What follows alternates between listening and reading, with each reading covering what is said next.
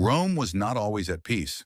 Beyond the battlefield, Marcus Aurelius faced enemies of another kind: betrayal, anger, pride, and conflict. Yet the philosopher-emperor did not always reach for the sword. Instead, he wielded the quiet power of the mind, turning potential battles into lessons and enemies into teachers. Marcus once wrote in his Meditations, "The best revenge is not to be like your enemy." He understood that true victory was not about crushing opponents, but about mastering one's own mind. Today, we will explore 13 Stoic strategies Marcus himself might have used to win without striking and to emerge stronger in every encounter. Each is a weapon of wisdom designed to neutralize conflict, preserve dignity, and strengthen the soul. Picture a Roman commander standing at the edge of a roaring river. The surface is wild, white foam swirling, currents colliding, waves breaking unpredictably. But a wise leader does not charge into chaos blindly. He studies the depth, watches the patterns, and searches for the hidden flow beneath. This was Marcus Aurelius's approach to human conflict. When confronted with hostility, he did not meet fire with fire. Instead, he paused and looked deeper, asking himself, what truly drives this person's anger? The Stoic philosopher Epictetus once taught, "It is not things themselves that disturb us, but our opinions about them." An insult is nothing more than sound, until we choose to give it weight. Marcus understood that behind every sharp word lies something unseen: fear, pain, an unmet desire, or an old wound. In his Meditations, Book 10, verse 30, he wrote, "Whenever you are offended at someone's fault, turn to yourself and study your own failings. Then you will forget your anger." This was not self-punishment, but a reminder that when we understand the human condition in ourselves, we understand it in others. During the Marcomannic Wars, a senator accused Marcus of cowardice for delaying an attack. Rather than strike back, Marcus invited the man to explain his reasoning. He learned the senator had lost a son in an earlier battle and feared that delay would cost more lives. By uncovering the grief beneath the accusation, Marcus preserved the man's dignity and gained a more loyal ally. Modern research echoes this truth. A Harvard Business Review study found that 72% of workplace disputes stem from unmet emotional needs, not actual disagreements about tasks. Most arguments are just the surface. The real conflict lies beneath. The Stoics offer a simple practice for moments like these. The observer's pause. First, pause before reacting and take 3 slow breaths. Then observe without judgment. Notice tone, posture, and choice of words. Ask a revealing question: what's most important to you about this? Or, what's worrying you most here? And finally, detach from ego. Imagine you are a historian documenting the event, not a participant in it. For example, if a colleague says, "You never listen to my ideas," resist the urge to defend yourself. Instead say, "It sounds like you're feeling unheard. Can you share more about when that's happened?" This shifts the dynamic from attack and defense to exploration and understanding. The real conflict is rarely the one you see. And once you've seen what lies beneath the surface, you face a choice: engage or let it pass. Which brings us to the next Stoic strategy: knowing which battles are worth fighting at all. Picture Marcus Aurelius in the marble halls of the Roman Senate. Voices clash and echo against the stone walls. One senator stands, red-faced, accusing him of weakness in military policy. Another demands more funds for public games. Marcus listens, eyes steady, hands folded. He does not rise to every challenge. He knows some arguments are like fires in the rain. They burn out on their own. Seneca once wrote, "The greatest remedy for anger is delay." Marcus lived this principle. He understood that not every slight, insult, or disagreement is worth time or energy. For the Stoic, energy is sacred, a finite resource to be invested where it matters most: justice, virtue, and the greater good. In Meditations, Book 4, verse 3, Marcus wrote, "You have power over your mind, not outside events. Realize this, and you will find strength." He knew much of life's turmoil comes from trying to fight every battle that appears before us. History offers a telling example. When the governor of a distant province mismanaged funds and mocked the emperor's reforms, many in Marcus's court urged immediate punishment. But Marcus weighed the cost, the time, the distraction, the political consequences. The governor's influence was small, his insults meaningless in the grand scheme. Marcus ignored the provocation.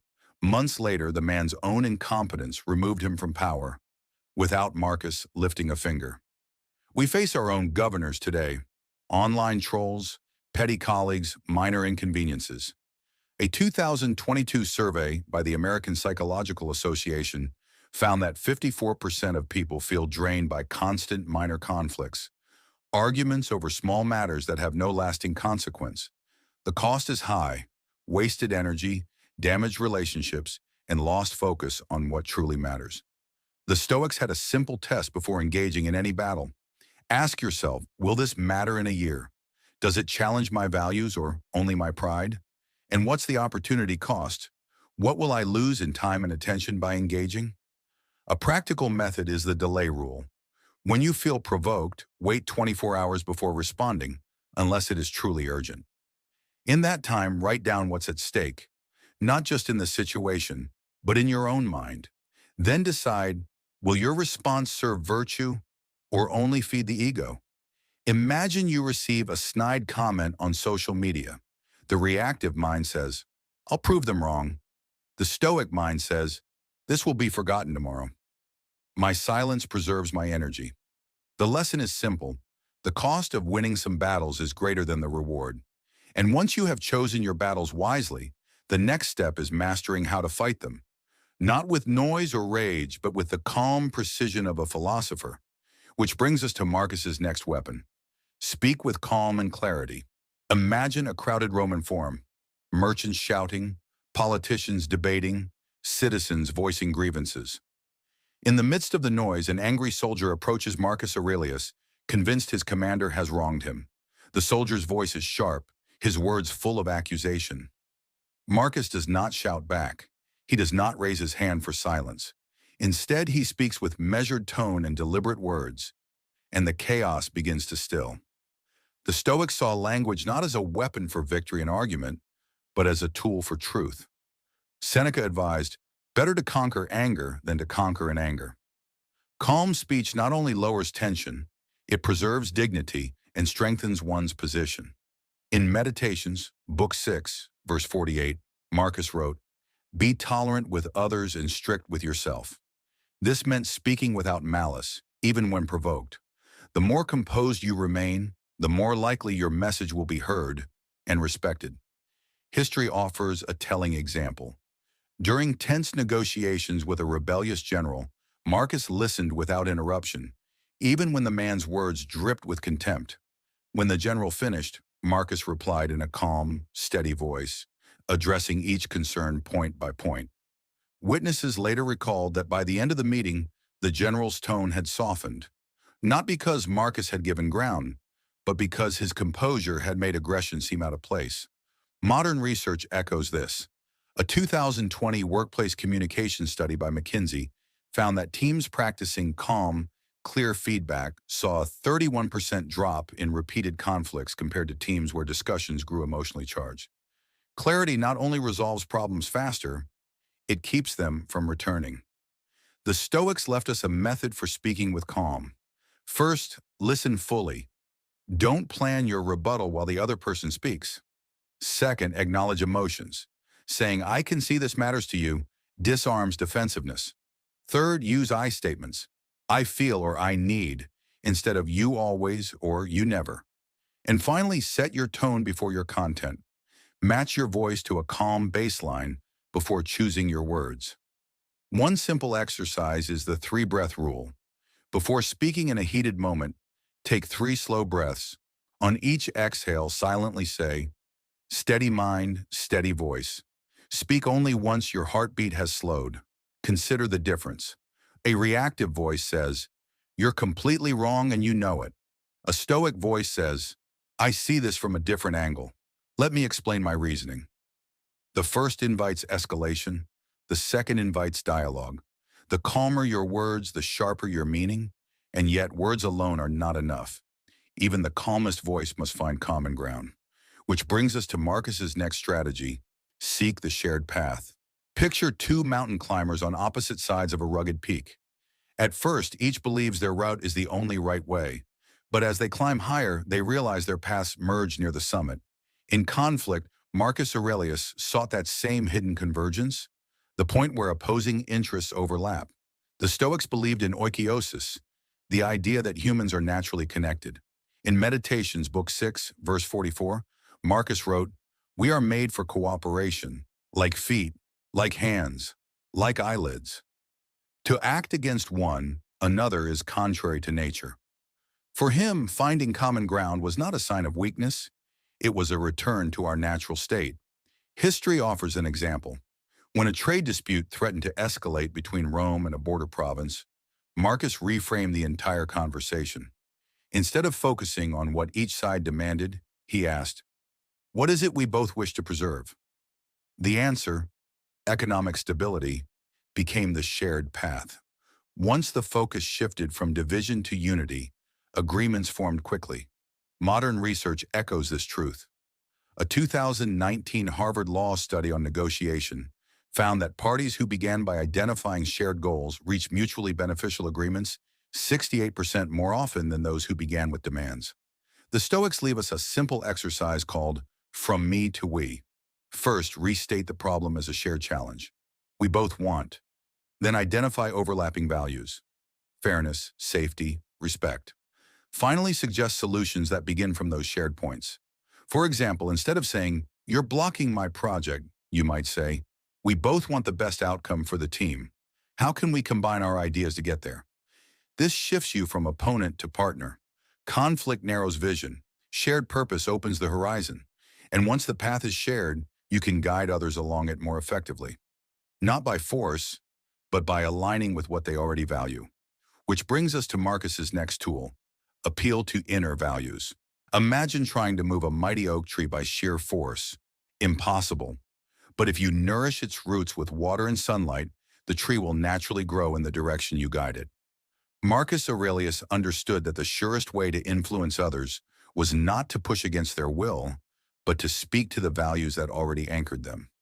In Meditations, Book 3, verse 12, he wrote, "If it is not right, do not do it. If it is not true, do not say it." Marcus knew that people act most decisively when they feel aligned with their own principles: justice, honor, loyalty. By appealing to those principles, resistance melts away. History offers an example. When a military commander refused to follow a strategic order, Marcus didn't threaten punishment. Instead, he reminded the man of his long record of service and his sworn duty to protect Rome. The commander complied, not out of fear, but out of pride in his honor. Modern research supports this approach. A 2021 Gallup report found that employees who believe their work aligns with their personal values are 4.7 times more engaged. In conflict, aligning solutions with someone's values dramatically increases cooperation. The Stoics offer a practical tool for this: value mapping. First, observe what the other person praises or defends. Then identify one or two core values behind those actions: fairness, responsibility, loyalty. Finally, frame your proposal in language that reflects those values. For example, instead of saying, "You need to follow my plan," you might say, "Your commitment to quality is exactly why this approach will succeed." When you speak to values, you speak to the soul. And yet, even when values align, tension can still run high. In those moments, a lighter touch, even a well-placed laugh, can open doors. Which brings us to Marcus's next strategy: using humor with care. Picture a tense Roman council meeting. Generals argue over battle plans, voices sharp, tempers rising. Marcus Aurelius listens quietly. Then, at just the right moment, he makes a small, self-deprecating remark about his own lack of military hair compared to his seasoned commanders. Laughter ripples through the room. The tension softens. Negotiation can begin. Seneca once warned, "A jest is delicate. If misplaced, it can wound instead of heal." Humor can bridge divides, but only if it is respectful, inclusive, and aimed at easing tension, not scoring points.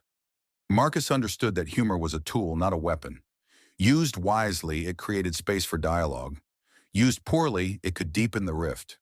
History gives us another example. During a heated border dispute, a provincial leader arrived bristling with complaints.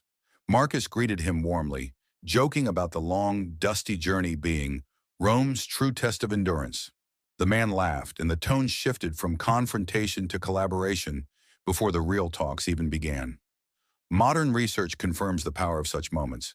A 2019 University of Pennsylvania study found that light, well-timed humor during negotiations increased agreement rates by 17%, but sarcastic or mocking humor reduced cooperation by 26%. The Stoics offer a simple guide for using humor well. The humor check. First, know your audience. Will this joke make them feel included? Second, target yourself before others. Gentle self-humor shows humility. And third, time it right. Wait until emotions have cooled enough for laughter to be received in good spirit. For example, instead of joking about someone else's mistake, you might say, "I've made that same mistake myself, except mine was even bigger." This creates connection, not defensiveness. Laughter can open doors, but the wrong laugh can close them forever. And when humor isn't enough and emotions still run high, the Stoic turns to a deeper bridge, offering genuine empathy, seeing the world through the other's eyes. Imagine walking a rugged mountain trail. Across a deep ravine stands a fellow traveler, shouting in frustration. The wind carries his anger, but you notice his limp and the heavy pack on his back. Marcus Aurelius understood that behind most hostility lies a burden unseen, and that empathy, not judgment, is the bridge across. In Meditations, Book 9, verse 27, he wrote, "Whenever you are offended at someone's fault, turn to yourself and consider that you also err." This is not about excusing wrongdoing, but about recognizing the shared human struggle, fear, loss, desire, and imperfection. History gives us a vivid example. When a soldier publicly criticized military rations, Marcus could have punished him for insubordination. Instead, he asked about the man's family and learned they were going hungry because of delayed pay. By addressing the root issue, Marcus not only resolved the complaint, but also deepened the soldier's loyalty. Modern research confirms the value of this approach. A 2021 study by Catalyst found that leaders perceived as empathetic were 3.5 times more likely to inspire innovation and trust. Empathy is not a soft skill, it is a strategic one. The Stoics offer a simple practice for cultivating empathy. The perspective shift. First, pause and ask, if I lived their life, felt their pain, would I act differently? Second, listen for the emotion beneath the words. Frustration, fear, sadness. Finally, acknowledge without necessarily agreeing. I can see why this matters to you. For example, instead of saying, "You're overreacting," you might say, "It sounds like this has been weighing on you for a while. Tell me more." This lowers defenses and opens the door for resolution. To understand is not to agree, it is to see clearly. And while empathy builds trust, true resolution often requires give and take. Which brings us to Marcus's next lesson, the art of embracing compromise without sacrificing principle. Picture a mighty oak in a violent storm, its branches rigid, refusing to bend. Soon they snap. Nearby, a reed sways with the wind and survives. Marcus Aurelius understood that in conflict, stubbornness often breaks what flexibility can save. Epictetus once said, "Seek not to have events happen as you wish, but wish them to happen as they do." To a Stoic, compromise is not surrender. It is alignment with reality. It is the art of finding solutions that serve the greater good without clinging to personal ego. History offers a clear example. During a tense dispute between Rome and allied tribes over troop placement, Marcus proposed a shared command. Roman officers would lead strategy, while tribal leaders oversaw local defense. Both sides kept their dignity, and the alliance held strong. Modern research reflects this wisdom. A 2020 Harvard negotiation project report found that mutual gain agreements last on average 42% longer than one-sided victories. Compromise creates stability because each party feels invested in the outcome. The Stoics offer a simple tool for practicing healthy compromise: the non-negotiable filter. First, list your core principles, the values you will not sacrifice. For every other issue, ask yourself, is this truly worth full resistance? Then identify trade-offs that preserve dignity while moving the situation forward. For example, instead of saying, it's my way or nothing, you might say, here's what I truly need to protect. On other points, I'm open to your ideas. This signals strength rooted in clarity, not in stubbornness. The strongest stance is knowing when to bend. And yet, some knots cannot be untied alone. Even Marcus, Emperor of Rome, sought help when needed, which brings us to the next Stoic strategy: seeking external aid without shame. Imagine being caught in a dense thicket, thorns tugging at your cloak. Every movement to free yourself only tangles you further. Marcus Aurelius knew that some conflicts are like this. No matter your skill or patience, you cannot untangle them alone. And in such moments, wisdom means seeking another hand. In Meditations, Book 6, verse 7, Marcus wrote, "We were born for cooperation." To the Stoic, asking for help is not weakness. It is a recognition of our shared human role. Just as a physician heals the body, a mediator can help heal strained relationships. History offers a clear example. When negotiations with a rebellious province reached a standstill, Marcus invited a respected neutral senator to mediate. His presence calmed tempers, clarified misunderstandings, and allowed both sides to reach agreement without humiliation. The peace lasted for years. Modern data supports this approach. The American Arbitration Association reports that mediated disputes settle 85% of the time, often in less than half the duration of court battles. A neutral perspective accelerates resolution. The Stoics give us a simple process for this: the mediation step. First, admit when progress has stalled. Second, identify a mutually respected third party. And third, set clear goals. Resolution, not blame. For example, instead of saying, we'll never agree, you might say, let's bring in someone we both trust to help us find a fair solution. This reframes the conflict from me versus you to us versus the problem. Wisdom is knowing when your own strength needs another support. And even when a conflict is resolved, wounds can remain. The Stoics' next skill is letting go, not for the other person's sake, but for your own peace. That is the practice of forgiveness. Picture yourself chained to a massive stone, dragging it wherever you go. The stone is resentment, heavy, sharp, and slowing every step. Marcus Aurelius knew that carrying such weight harmed the carrier far more than the target. For him, forgiveness was not an act of kindness toward the offender, but an act of liberation for the self. Seneca warned, "He who is angry at the wrongs done to him has forgotten that he is mortal." The Stoics saw holding on to anger as surrendering control of your mind to someone else. In Meditations, Book 6, verse 48, Marcus wrote, "The best revenge is not to be like your enemy." History gives us a telling example. When a trusted aide was caught conspiring with rivals, Marcus chose not to execute him. Instead, he removed the man from office quietly, saying, "I will not have my judgment poisoned by anger." This preserved stability and showed Rome's strength through restraint. Modern science supports this wisdom. The Mayo Clinic reports that forgiveness can reduce anxiety, lower blood pressure, and improve heart health. Letting go is not only moral, it is physically healing. The Stoics offer a simple release ritual. First, write down what was done and how it hurt you. Second, identify what holding on to it is costing you: your sleep, your peace, your focus. Then consciously decide, I choose not to carry this anymore. Finally, destroy the paper as a symbolic act of release. For example, instead of saying, I'll never forget what they did, you might say, I remember, but I will not let it chain me. Forgiveness frees the forgiver first. And once you have let go of bitterness, conflict can become more than a wound. It can become a teacher. Which brings us to Marcus's next lesson: growing from the ashes. After a devastating fire in Rome, Marcus Aurelius didn't dwell on what was lost. He focused on rebuilding. For the Stoics, every setback was a forge for stronger character. In Meditations, he reminded himself, The impediment to action advances action. What stands in the way becomes the way. To Marcus, hardship wasn't a barrier. It was raw material for growth. History proves it.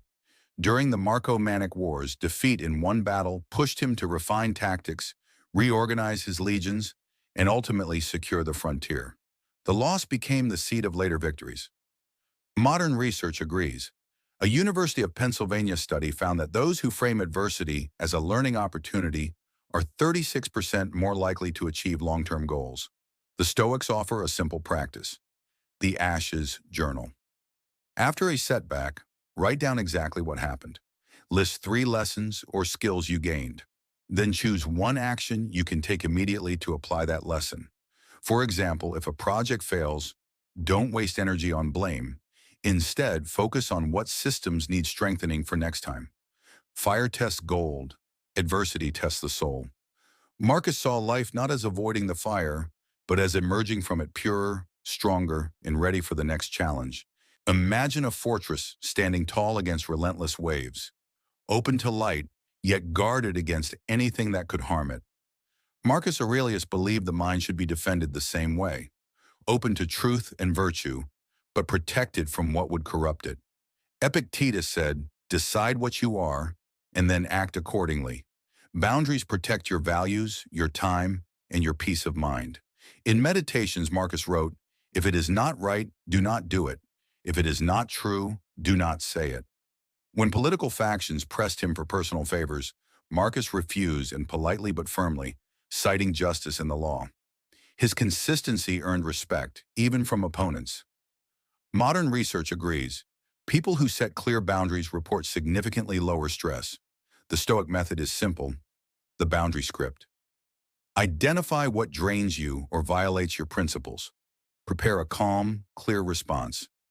"I can't commit to that because," and deliver it without guilt or over-explaining. Instead of, "I'll try to fit it in," say, "I can't take this on without compromising my other priorities."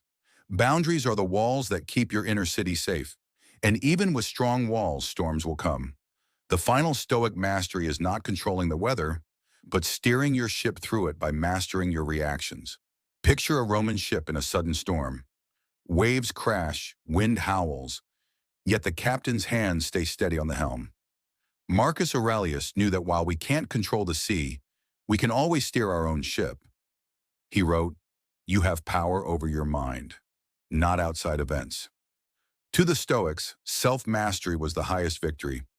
During the Antonine Plague, panic spread, but Marcus stayed, organizing aid and keeping morale. His calm turned fear into action. The Stoic method: pause, breathe, name your emotion, ask if reacting serves your goal, then respond with clarity. Control yourself and no one can truly control you. The ultimate victory no enemy can take. Marcus Aurelius taught that our greatest battle is within. When you meet conflict with reason instead of rage, you not only disarm your enemy, you win mastery over yourself. If this journey through Stoic wisdom inspired you, subscribe for more timeless strategies from history's greatest minds. Your calm mind is your ultimate weapon.